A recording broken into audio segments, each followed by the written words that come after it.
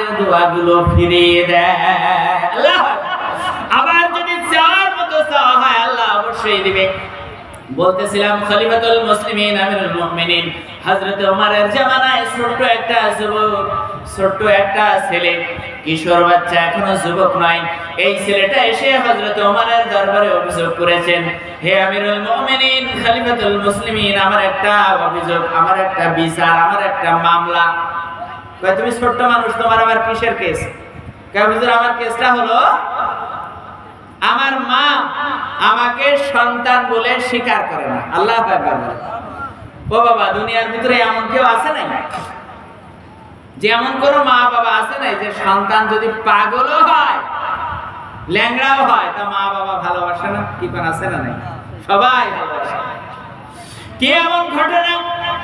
হযরত ওমর বললেন, কাউ কি কইছে? হ্যাঁ হুজুর। ভাই আল্লাহ পাক বলেছেন, আমরা দেখেছি কিয়ামতের দিন মা সন্তানকে অস্বীকার করবে, কিন্তু দুনিয়ায় অস্বীকার করবে এটা তো শুনিনি। উম্মিহি ওয়া আবি ওয়া সাহিবাতিহি ওয়া বানি। হযরত ওমর বললেন, আল্লাহর ঘোষণা শুধু মা না, কিয়ামতের দিন পাপী যারা হবে, নেককারগণ সেদিন পাপীদেরকে চিনবে না। মুফাসসির কিরামগণ বলেছেন, অস্বীকার করার কারণ হলো যদি সন্তান নাফরমান হয়, মা বাবা বলবে ও তো শয়তান, ও সন্তান না। ওটা যদি সন্তান হয়ে থাকে তো আমার না। হ্যাঁ, কিয়ামতের কঠিন মুসিবতের দিন আপনি দাবি করবেন আমি হলাম ইমাম সাহেবের মুক্তাদি। ইমাম সাহেব বলবে, শোকান তুই দূর হয়ে যা, তোর মতো শয়তান তো হয় না। যদি আমার মুক্তাদি হতি তাহলে আমার অনুসরণ করতে, আমি যা করেছি তাই করতি, আল্লাহ রাসূলের আদর্শ মানতিস। যেরকম না সুবহানাল্লাহ। কিয়ামতের দিন স্ত্রী স্বামীকে অস্বীকার করবে, স্বামী স্ত্রীকে চিনবে না। হযরত ওমর বললেন, দুনিয়ার ঘটনাটা কেমন কথা কইছে? হ্যাঁ হুজুর, আমার দাবি হলো আমার কেসটা আপনার আদালতে গ্রহণ করে আমার মায়ের বিচারটা করেন, আর বিচার করে আমি জেল জরিমানা চাই না, আমি চাই আমার মায়ের দাবি যেন ফিরে পায়। হুজুর গো, কত মানুষ সবার মা বাবা আছে, আমার তো তাও নাই। আমি যদি মাও না পাই, বাবাও না পাই, কোথায় যাব? এজন্য আপনার কাছে আমার কেস আর মামলা হলো, আপনি বিচার করে আমার মা আমাকে ফিরিয়ে দে, যেন সন্তান বলে কবুল করে। আল্লাহ রাসূলুল্লাহ সাল্লাল্লাহু আলাইহি ওয়াসাল্লাম নবীজি বলতেছেন, হে দুনিয়ার মানুষ, তোমরা যখন শাদী করবে তখন দুইটা জিনিস লক্ষ্য রাখতে হবে। তানকিহুল মারাতু লিল আরবাইন, হ্যাঁ, আল্লাহু আকবার, লি জামালিহা, লি হাসাবিহা, লি মালিহা, লি দীনিহা। এক নম্বরে লক্ষ্য রাখবে, দুনিয়ার মানুষ সবচেয়ে বেশি যেটা লক্ষ্য রাখে, লি জামালিহা, সৌন্দর্য কেমন, মেয়েটা দৃশ্যধারী কিনা, দেখলেই এক কথায় মন কেড়ে নেয়। এইরকম যদি একটা মেয়ে হয়, ধনী হোক গরিব হোক, যেমন হোক, এমন কি কালাকার মানে চিত্রনায়িকা, অসুবিধা নাই, সাদা সামের বান্দর একটা মন কেড়ে নেছে, ওরই প্রেমে মত্ত হয়ে পাগল হয়ে তাকেই শাদী করে ছাড়বে। মা বাবা একদিকে, দুনিয়ার মানুষ আর একদিকে, কোনো কথা শুনবে? আছে না নাই?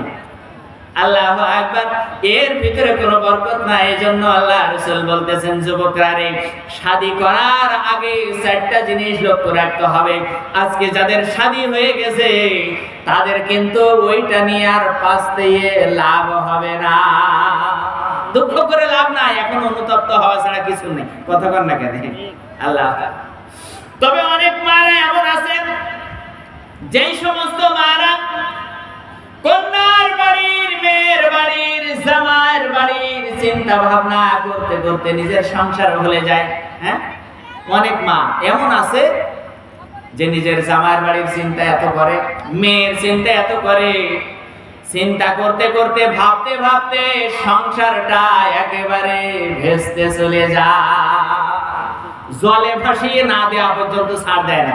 এবার যখন জলে ভেসে যায় তখন মাথায় হাত মারে। হ্যাঁ, এক কন্যা সে এখন না বলতেছে কি যে হুজুর দোয়া করবেন, কত জায়গায় তো যেতে হয় ইমাম সাহেবদের, আছে না নাই, বাস্তব প্রেক্ষাপট বলতেছি। একজন কইছে হুজুর একটু দোয়া চাই। কিসের দোয়া?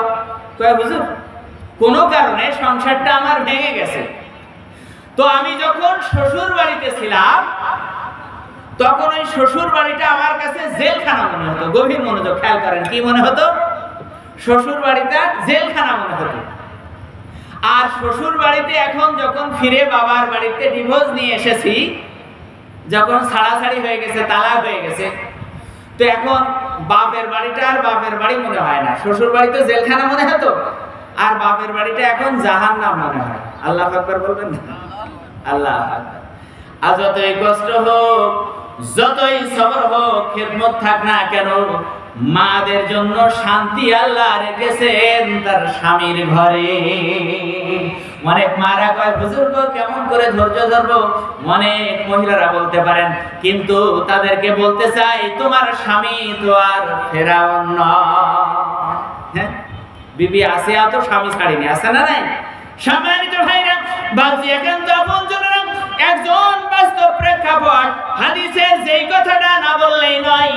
একজন মা আমার একজন চাচী বলতেছেন হুজুর গো, সংসার ভেঙে যাওয়ার পরে সবচেয়ে বেশি যে কষ্টটা আমরা দেখতে পাই সেটা হলো সন্তান। সন্তান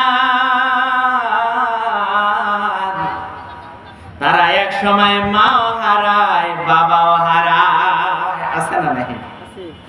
এক জায়গায় মাহফিল করতে যে একজন দোয়া চাচ্ছে, হুজুর একটু দোয়া করবেন, আমার প্রথম স্ত্রী নাই, কোনো কারণে হয়তো মারা গেছে কি চলে গেছে জানা নাই, তো দ্বিতীয় বিবি আছে, তো প্রথম ঘরে সন্তান আছে, কই অসুবিধা কি, আলহামদুলিল্লাহ আল্লাহ যদি রহম করে। কই হুজুর শান্তি অনেক গেছে, কিন্তু বাড়িতে যাওয়ার পরে আমার যে প্রথম ঘরের সন্তান আছে, এই সন্তানকে যতক্ষণ না আমি পিটাবো মারবো, ততক্ষণ পর্যন্ত আমার দ্বিতীয় স্ত্রী আমার দিকে তাকিয়ে হেসে কথা বলে না। কথা বুঝেছেন? আগের ঘরের সন্তানটাকে শাসন করতে, মারতে হবে, বিভিন্ন অভিযোগ, নানান কথা। আমি শুনে ভিতরটা কেঁদে উঠলো, আল্লাহ কেমন কথা হইতে পারে? কোরআনের ভিতরে আল্লাহ তুমি অনেক বলেছো, কিন্তু দুনিয়ার ভিতরে সবর করার তৌফিক দাও। আমানুসবিরু ওয়া সাবিরু ওয়া রাবিতু ওয়াত্তাকুল্লাহ। কারণ আল্লাহ মুমিন যারা হয় একমাত্র তোমাকে ছাড়া কাউকে ভয় পায় না। আরো জোরে কোন? খলিফাতুল মুসলিমিন আমিরুল মুমিনিন বললেন তোমাদের বাড়ি কোথায়, তোমার মায়ের বাড়ি কোথায়? কয় হুজুর গো আমার বাড়ি অমুক গ্রামে, আমার মা ওই গ্রামে থাকেন, কিন্তু আমার মা আমাকে সন্তান বলে স্বীকার করে না। হযরত ওমর যাওয়ার পরে লোকজন পাঠিয়ে দিয়ে, প্রশাসন পাঠিয়ে দিয়ে মহিলাকে গ্রেফতার করলেন। ওমরের দরবারে হাজির করা হলো। হযরত ওমর জিজ্ঞাসা করলেন, হে মহিলা, জানতে চাই এই সন্তান তোমার না না, তুমি তার মা কিনা? কয় হুজুর না না, এই সন্তান আমার না, আমার ছেলে। আল্লাহু আকবার। ছেলেটা দরবারে বসা ছিলেন, হাওমাও করে কেঁদে উঠেছে, হে খলিফাতুল মুসলিমিন আমিরুল মুমিনিন, এখন আমি যাব কোথায়? আমার তো কেউ নাই, মাই ছিল সম্বল, মা আমাকে অস্বীকার করলো, আমি এখন কোথায় যাব? হযরত ওমর বললেন ঠান্ডা হও। হযরত ওমরের কাছে এসে বিচার পায় না, এমন হতেই পারে না। হযরত ওমর এমন ছিলেন যিনি আল্লাহ নবীজির এত প্রিয়, এত প্রিয়, যার কারণে হযরত ওমরের শানে অনেক জায়গায় হযরত ওমর যে পরামর্শ দিয়েছেন নবীজির কাছে, অনেক জায়গায় আল্লাহ পাক আয়াত নাযিল করে হযরত ওমরের পরামর্শকে প্রাধান্য দিয়েছে।